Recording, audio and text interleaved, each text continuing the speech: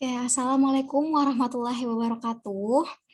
Karena kita udah kenalan di pertemuan sebelumnya, maka kita akan langsung belajar ya mulai hari ini.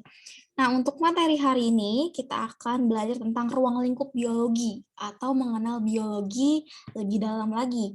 Nah, sebelum kita mulai untuk proses pembelajaran hari ini, ada baiknya kita membaca basmalah terlebih dahulu. Bismillahirrahmanirrahim. Oke, kita mulai ya.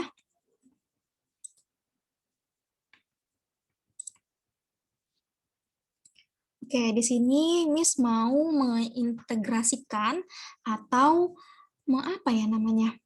Menggabungkan ayat Al-Qur'an dengan materi yang akan kita bahas hari ini. Oke, di sini ada di surat An-Nahl ayat 10 yang artinya adalah dialah yang telah menurunkan air atau hujan dari langit untuk kamu, sebagiannya menjadi minuman dan sebagiannya menyuburkan tumbuhan. Padanya kamu mengembalakan ternakmu. Oke, untuk ayat ini, apa sih hubungannya dengan biologi? Kalau misalnya kita baca, di sini Miss bukan untuk mentafsirkan ya, atau apa ya namanya, mentafsirkan ya, melainkan Miss akan menyambungkan aja ayat-ayat ini dengan materi biologi gitu ya. Nah, dialah yang menurunkan hujan, berarti Allah yang telah menurunkan air hujan dengan segala manfaatnya untuk kita di bumi ini. Contohnya yang disebutkan pada ayat ini adalah menyuburkan tumbuhan. Nah, ini ada kaitannya tentang air dan tumbuhan. Tumbuhan nggak akan bisa melakukan pertumbuhan apabila tanpa air. Dan tidak akan bisa melakukan fotosintesis, kalian udah tahu ya fotosintesis itu apa, tanpa bantuan air. Bayangkan kalau misalnya Allah tidak menurunkan hujan, lalu bagaimana tumbuhan liar itu akan hidup? Ya, maka di sini ada nih apa namanya hubungan antara ayat Quran dengan materi biologi. Ya, ya kurang lebihnya seperti itu. Ya, maha benar Allah dengan segala firman-Nya. Oke, lanjut materinya. Yang akan kita pelajari di bab ini, yang pertama, itu ada kita belajar tentang ruang lingkup biologi. Jadi apa sih itu biologi? Biologi itu ilmu yang mempelajari tentang makhluk hidup. Makhluk hidup itu ada apa aja? Manusia, betul. Kemudian tumbuhan, tentu aja. Terus hewan, betul ya. Apalagi nih, jamur. Ya, yang kalian udah pelajari sistem 5 kingdom, mulai dari protista, monera, terus plante, fungi, animalia gitu. Kalau di SMP kita belajar cuma tentang 5 kingdom, tapi nanti di SMA untuk materi klasifikasi makhluk hidup, Miss akan jelaskan bahwa klasifikasi makhluk hidup itu ada 6 kingdom. Jadi sebenarnya setiap tahun, enggak setiap tahun, setiap waktu, ya ilmu itu kan terus berkembang, penelitian itu akan terus berjalan. Nah, penelitian yang terakhir waktu Miss pelajari waktu kuliah itu sebenarnya sistemnya itu enggak cuma 5, melainkan udah 7. Itu waktu Miss kuliah, belum lagi nanti misalnya sekarang siapa tahu sistem kingdom sudah bertambah gitu jumlahnya, tapi nanti akan dijelaskan hanya 6 kingdom. Jadi yang kalian tahu kan Monera nih. Monera itu kan contohnya bakteri. Tapi nanti bakteri itu kita akan ubah menjadi atau kita bagi lagi menjadi 2, yaitu Eubacteria dan Archaebacteria. Jadi kenapa kedua bakteri ini digolongkan berdasarkan kingdom yang berbeda? Tentu aja kan pasti punya alasannya. Nanti kita akan kulik ya alasan itu lebih lanjut untuk di materi klasifikasi makhluk hidup. Tapi untuk hari ini kita nggak belajar tentang itu dulu. Jadi nanti insya Allah akan jelaskan sistemnya 6 kingdom ya. Moneranya kita pecah menjadi Archaebacteria dan Eubacteria. Terus kemudian yang kedua kita akan belajar tentang cabang ilmu biologi atau cabang-cabang ilmu dalam biologi. Maksudnya kira-kira tumbuhan itu punya cabang ilmunya sendiri nggak sih? Mempelajari tumbuhan atau mempelajari hewan itu punya cabang biologinya sendiri nggak sih? Virus, terus misalnya tentang perilaku hewan gitu. Banyak cabang-cabang dalam dalam ilmu biologi. Nanti kita akan bahas satu persatu. Lalu kemudian kita akan belajar tentang manfaat mempelajari biologi. Kira-kira manfaatnya apa aja sih dalam mempelajari biologi? Pasti kan ada ya manfaatnya ya pasti. Contohnya apa sih? Kita mempelajari tentang misalnya materi virus. Ya, kita belajar di virus, itu struktur virus, kemudian cara virus untuk bereproduksi, atau disebutnya dengan memperbanyak diri ya, karena virus itu tidak bereproduksi, melainkan memperbanyak dirinya dengan secara siklus litik dan non-litik. Litik dan apa ya, lupa. Ya, pokoknya itu. Nah, kita mempelajari tentang struktur virus, terus ternyata lagi booming banget virus corona. Nah, di situ kalian sebagai anak IPA, ketika ada yang bertanya, kalian udah nggak bingung lagi, virus itu sebenarnya apa sih? Dia tuh apa sih? Dia itu gimana bisa nyampe tubuh manusia? Itu kan nanti kita akan pelajari, dan itu bermanfaat bagi masyarakat umum yang tidak tahu sebelumnya. Jadi untuk nanti ada manfaatnya untuk diri sendiri, terus kemudian untuk lingkungan, kemudian untuk apa lagi ya? Lupa lagi. Untuk diri sendiri, terus masa depan bangsa, Masya Allah. Terus kemudian yang terakhir, itu nanti kita akan merancang metode ilmiah atau seperti karya ilmiah gitu. Jadi misalnya dalam suatu penelitian, misalnya suatu ilmuwan nih, dia melakukan penelitian, misalnya tentang aktivitas orang utan di Taman Nasional mana gitu, dia melakukan penelitian. Tentu aja dalam dia melakukan penelitian, dia itu harus punya yang namanya hipotesis atau menduga-duga. Gitu, pokoknya nanti kita akan pelajari lah di pertemuan selanjutnya. Karena untuk sebenarnya untuk merancang metode ilmiah atau karya ilmiah ini memang agak-agak sulit sih.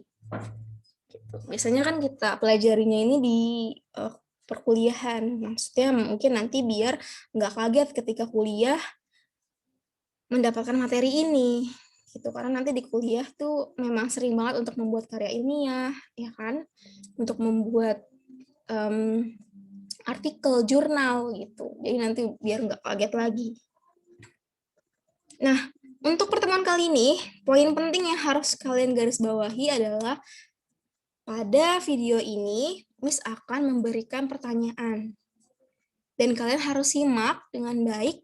Apabila kalian menjawab dengan pendapat sendiri atau bahasa kalian sendiri ya, tidak mencari di Google, dan menjawabnya di kolom komentar di YouTube, dari setiap pertanyaan yang Miss berikan atau Miss sampaikan, nanti kalian akan mendapatkan poin.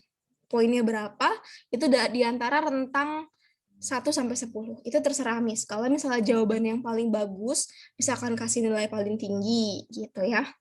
Jadi disimak dengan baik, dan ini diwajib ya, wajib kalian untuk berpendapat dengan pendapat kalian sendiri tentang materi ini. Kemudian pertama kalian tulis nama kalian, kemudian kelasnya, baru alasan kalian gitu atau jawaban kalian, pendapat kalian sendiri ya. Oke, untuk soal yang pertama ya. Kalau misalnya kalian amati dari berbagai hal dalam kehidupan sehari-hari yang berkaitan biologi, kira-kira tuh apa sih?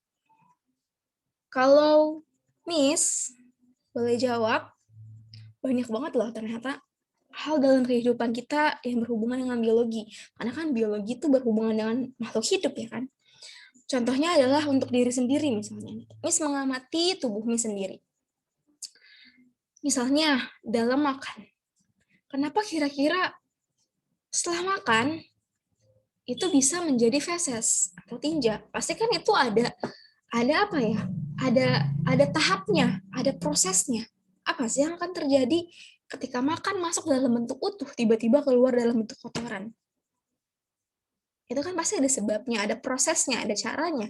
Nah, itu dinamakan dengan sistem pencernaan kalau dalam biologi. Nah, itu udah satu. Yang kedua, misalnya dalam pembentukan urin. Air minum yang kita minum itu kan warnanya transparan ya. Ya meskipun kalian kadang minumnya dengan minuman lain gitu yang misalnya yang memiliki rasa atau memiliki warna, tapi kenapa ketika keluar dalam bentuk urin itu warnanya hanya orange? Itu kan pasti punya alasan. Kenapa sih kira-kira? Apa sih yang terjadi dalam tubuh kita? Kenapa tiba-tiba urin yang keluar dalam tubuh itu warnanya orange? Tidak bening seperti yang kita minum. Atau misalnya kita minum sirup marjan yang warnanya hijau. Kenapa keluarnya nggak hijau juga? Itu kan pasti punya alasan. Nah, itu kita pelajari di biologi dalam materi sistem ekskresi atau sistem pengeluaran sisa-sisa metabolisme dalam tubuh. Gitu. Nah, kalau untuk pendapat kalian, itu kira-kira apa sih dalam kehidupan sehari-hari yang berkaitan dengan biologi? Nah, ini nggak harus tentang diri sendiri gitu. Kalau misalkan mencontohkan untuk diri sendiri, boleh menceritakan tentang lingkungan atau sebagainya gitu, terserah. Kalian boleh berpendapat bebas sebebas-bebasnya. Miss tidak membatasi untuk pemikiran kalian gitu. Jawab dengan kreatif ya. Terus kemudian pertanyaan yang kedua, pada profesi di samping kira-kira hal apa sih yang berkaitan dengan biologi? Ya, kalau kita lihat profesi di samping, di gambar samping, itu kan ada dokter. Dokter ini yang berkaitan erat banget sebenarnya sama hubungan tentang biologi.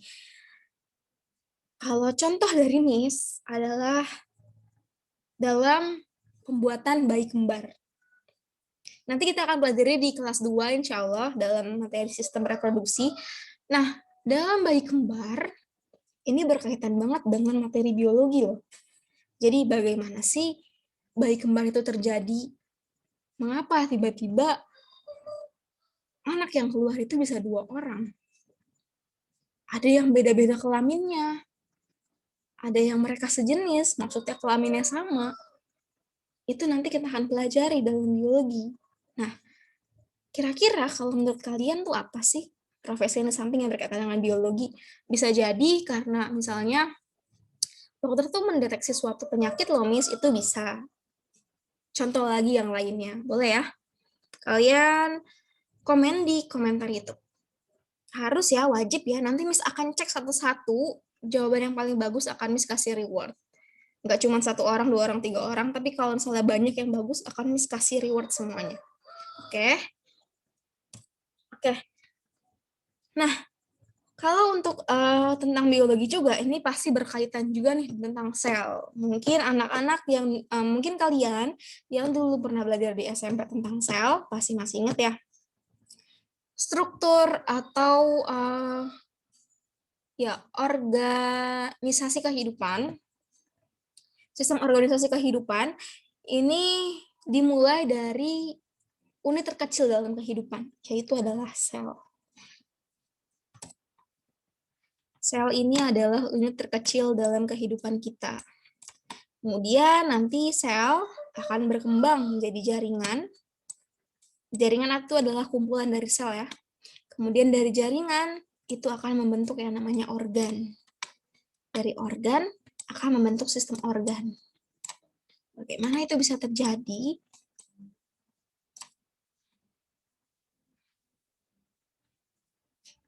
Mungkin nanti kita akan pelajari lebih lengkapnya di kelas 11 ya.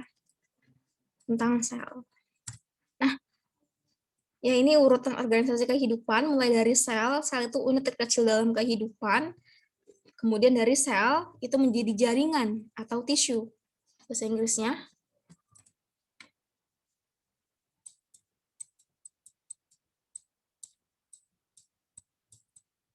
Nah, tisu ini atau jaringan ini adalah sekumpulan sel atau ya banyak sel ya yang bekerja sama dan melakukan fungsi tertentu bagi tubuh makhluk hidup. Jadi selnya sejenis yang sama terus bekerja sama melakukan fungsi tertentu bagi tubuh makhluk hidup, membentuk jaringan. Kemudian organ, ini nomor 3 ya, bukan nomor 4. Organ, setelah jaringan itu masuk ke organ. Organ adalah sekumpulan jaringan yang berbeda dan menjalankan fungsi tertentu yang lebih besar. Kemudian sistem organ, sekumpulan organ yang berbeda yang bekerja sama untuk menjalankan fungsi tertentu. Nah, ini cuman basicnya aja ya, pengertiannya aja. Coba kita balik lagi sebelumnya. Ke gambar yang sebelumnya. Nah, ini. Ya, kan dimulai dari sel. Sel adalah unit terkecil dalam kehidupan. Kemudian sel, itu kalau misalnya bergabung nih ya, ini yang kotak-kotak nih. Kalau misalnya kita bedah per kotak ini adalah sel. Adalah sel. Misalnya 1, 2, 3, 4, banyak ya. Itu nantinya akan membentuk yang namanya jaringan. Misalnya jaringan otot. Itu. Terus kemudian jaringan atau sekumpulan jaringan nanti dia akan apa namanya? Sekumpulan jaringan yang berbeda dia akan menjalankan fungsi tertentu yang lebih besar, nantinya akan menciptakan yang namanya organ.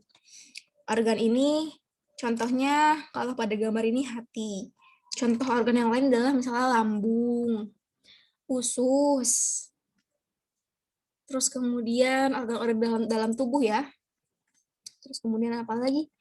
Ginjal. Nah, itu termasuknya organ. Mata kalau di luar ya. Organ mata, organ telinga, organ mulut gitu. Itu yang di luar, tampak dari luar, morfologi. Kemudian nanti setelah organ, sekumpulan organ ini akan membentuk sekumpulan organ yang berbeda akan menjalankan fungsi yang sama. Misalnya, ini kan organ yang berbeda. Ini organ yang pertama itu organ hati. Yang kedua organ lambung. Yang ketiga ini usus besar. Yang keempat ini usus halus. Nah, ini kan dia organ yang berbeda-beda. Kemudian dia menjalankan fungsi yang sama untuk menjalankan fungsi tertentu. Contohnya adalah kalau kita lihat pada organ ini, dia akan menjalankan sistem organ pencernaan. Karena di sini ada usus dan lambung. Jadi berhubungannya dengan pencernaan. Kalau misalnya sistem organ pernafasan, berarti berkaitan dengan pernafasan kan, mulai dari hidung masuk ke tenggorokan ya kan, dari tenggorokan masuk ke bronkus, dari bronkus bronkeolus, dari bronkeolus ke alveolus gitu ya, dan selanjutnya sistem-sistem yang lain. Gitu. Selanjutnya cabang-cabang ilmu biologi, tapi kita bahasnya nggak banyak di sini, cuma 2. Yang pertama itu ada zoologi. Ya, zoo itu artinya hewan. Begitu ilmu, berarti ilmu yang mempelajari tentang hewan. Makanya kenapa kebun binatang itu disebutnya zoo. Nah, ini adalah contoh hewan-hewan yang pernah Miss jepret atau Miss ambil selama waktu Miss jalan-jalan atau Miss kuliah. Jadi kan Miss kuliah itu jurusan biologi. Biasanya kalau jurusan biologi itu ya lumayan sih sering jalan-jalan karena jalan-jalannya itu pun untuk praktikum. Jadi misalnya ada mata kuliah tentang hewan, misalnya hewan avertebrata dan vertebrata, hewan yang memiliki tulang belakang dan yang tidak memiliki tulang belakang. Kalau misalnya itu nanti kita bisa praktikumnya di laut. Kalau di laut nanti kita cari-cari anemon laut, nyari karang, gitu, nyari timun laut, ubur, bukan bintang laut, gitu, seru banget. Kalau misalnya vertebrata atau hewan yang memiliki tulang belakang, biasanya kita carinya itu atau praktikumnya itu di hutan. Nah, ini adalah contoh gambar yang diambil oleh teman Miss, ya, bukan Miss ya, ini teman Miss, di Baluran. Di tempat Miss waktu itu kuliah lapangan, di Baluran, di Taman Nasional Baluran di Banyuwangi. Nah, ini memang tempatnya indah banget. Jadi Taman Nasional Baluran ini adalah taman nasional yang benar-benar lingkungannya tuh benar-benar seperti hutan, tapi diwisatakan. Jadi para wisatawan tuh boleh masuk untuk melihat. Nah, untuk melihat rusa pun ini ada jamnya loh. Jadi biasanya pagi sama sore sih, karena dia cari makan kan pagi. Jadi dia pergi dari tempat tinggalnya cari makan, terus baru kita bisa ngeliat gitu. Tapi jarang banget sebenarnya bisa ngeliat rusa ini, karena rusa ini sebenarnya dia sifatnya pemalu. Jadi kalau ada manusia dia bakalan kabur. Nah ini dia lagi mau kabur. Tapi untungnya sempat kejepret ya sama temen Miss. Jago sih dia motonya. Terus kalau ini juga sama lokasinya di Baluran. Ini adalah monyet ekor panjang atau disebutnya dengan nama ilmiahnya Macaca fascicularis. Nah, untuk monyet ekor panjang ini juga sama, ada di Baluran Banyuwangi. Nah, kebetulan dia itu populasinya banyak banget kalau di Baluran. Jadi kita makan pun bisa ngeliat dia. Kita lagi ngapain pun bisa ngeliat dia karena populasinya banyak banget di Baluran tuh. Nah, ini dipotret ketika dia sedang di atas pohon saat Miss dan teman-teman Miss lagi makan siang. Itu lucu banget ya. Mereka lagi melakukan allogrooming. Allogrooming. Jadi grooming atau kalian tahu ya, grooming itu adalah proses atau aktivitas hewan untuk berdandan atau membersihkan diri. Kalau kucing tuh suka jilat-jilat. Nah ini si monyet ini atau Macaca fascicularis, monyet ekor panjang, dia sedang melakukan grooming bersama. Jadi satu makaka itu membersihkan atau menggrooming satu makaka lainnya, temennya gitu. Nah ini kegiatan grooming yang dilakukan bersama. Kalau misalnya grooming sendiri itu namanya ya grooming aja kayaknya deh. Tuh. Nah kalau ini itu capung. Nah ini capung sedang melakukan perkawinan. Kalau misalnya kita lihat nih di gambar, unik banget kan ya. Bentuknya seperti love saat dia melakukan perkawinan. Nah ini apa namanya? Mereka punya gaya unik tersendiri dalam melakukan perkawinan. Jadi mungkin nanti akan kita bahas materi ini ya, sistem reproduksi insya Allah. Ada produksi hewan. Jadi ini unik banget sebenarnya. Ini saya temui dulu di Muara Gembong kalau nggak salah, Muara Gembong di Bekasi. Tapi ini kebetulan banget karena sebenarnya saya dan teman-teman itu sebenarnya bukan untuk nyari capung, untuk nyari bekantan. Bekantan harusnya nyari bekantan, cuman karena bekantannya tuh malu-malu, ya susah untuk keluar dari persembunyiannya. Jadi kita ngelihatnya cuman monyet ekor panjang banyak di sana, Macaca fascicularis banyak di Muara Gembong. Terus kemudian kebetulan dapet ini nih, unik banget. Lucu ya. Nah, jadi ya ingat ya, zoologi adalah ilmu yang pelajari tentang hewan, animalia. Kemudian kalau botani adalah ilmu yang pelajari tentang tumbuhan. Nah, ini tumbuhan, ini juga Miss potret di Baluran Banyuwangi. Waktu itu lagi mau melihat aktivitas burung, tapi karena kita udah siang, burung itu ketika siang dia udah nggak mondar-mandir lagi, tapi dia bersembunyi di pohon. Jadi memang kalau misalnya mau meneliti aktivitas hewan itu memang harus sesuai dengan jadwal mereka. Aktivitas itu kan banyak ya, ada feeding, makan, terus grooming, ada resting, walking, jadi banyak dan kita memang harus mengikuti aktivitas mereka gitu. Pas siang kebetulan burung ini lagi istirahat, jadi nggak bisa kita ganggu. Akhirnya Miss cuman potret-potret tumbuhan-tumbuhan di sekitar habitat burung tersebut. Dapatlah bunga ini. Nah, kalau ini dipotret di Bromo. Alhamdulillah Miss pernah berkesempatan untuk main di Bromo. Dan Bromo adalah salah satu tempat yang bagi Miss adalah paling indah yang pernah Miss kunjungin. Nggak tahu kenapa, sebagus itu memang. Sampai pengen nangis loh. Bagus banget. Nah, kebetulan Miss kesana itu waktu sunrise. Dan Masya Allah indah banget. Indah banget ini nggak seberapa sih indahnya. Aslinya benar-benar jauh indah, seperti kayak lukisan gitu. Benar-benar indah. Nah, ini adalah bunga Edelweiss ya. Edelweiss yang tumbuh di sekitaran Gunung Bromo. Kemudian kalau ini itu bunga yang Miss potret di mana ya nih? Di Pantai Tidung kalau nggak salah. Pulau Tidung, Pulau Tidung. Jadi Pulau Tidung itu kan ada Pulau Tidung besar, ada Pulau Tidung kecil. Tidung besar itu biasanya dia di tempat pemukiman warga. Mungkin warga, kalau misalnya Pulau Tidung kecil itu biasanya cuma tempat untuk konservasi.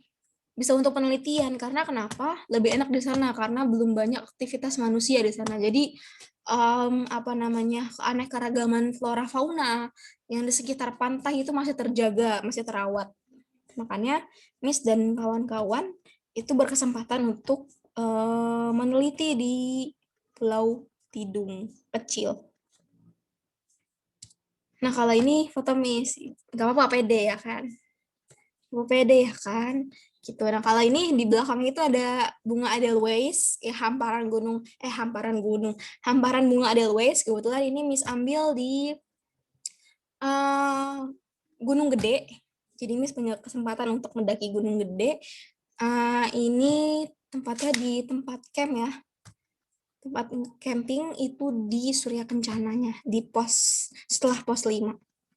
Surya Kencana tuh salah satu spot terbaik di Gunung Gede. Karena memang seindah itu hamparan bunga Edelweiss-nya tuh benar-benar indah banget. Mungkin nanti kalau misalnya kita punya kesempatan untuk belajar di sekolah, kita akan ceritain tentang hal ini. Karena Miss nggak sabar untuk ketemu kalian di sekolah. Gitu ya. Mungkin cukup sekian pada pembelajaran kita kali ini. Kurang lebihnya mohon maaf. Ya, semoga kalian tetap semangat belajarnya meskipun di rumah. Kalau misalnya ada yang mau ditanyain terkait materi ini, masih bingung atau bagaimana, segera hubungin Miss via Japri ya, di WA, boleh. Oke, see you next. Have a nice day. Wassalamualaikum warahmatullahi wabarakatuh.